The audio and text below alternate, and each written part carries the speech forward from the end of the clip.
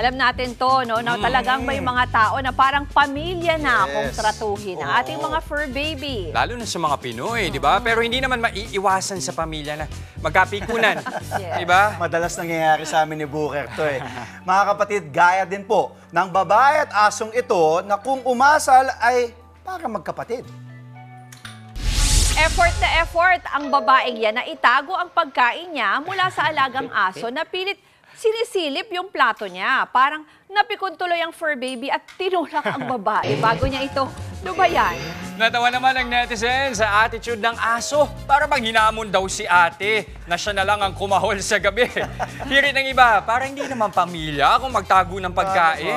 Babala ng ibang comments, baka magsumbong ang aso kay mama. Paliwanag naman ng babae, kakatapos lang daw kumain ng kanilang fur baby. Kaya hindi na raw niya sana ito bibigyan ng pagkain.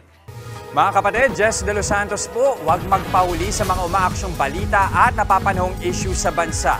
Para sa mas malawak na balitaan, mag-subscribe at mag-follow sa social media pages ng News 5.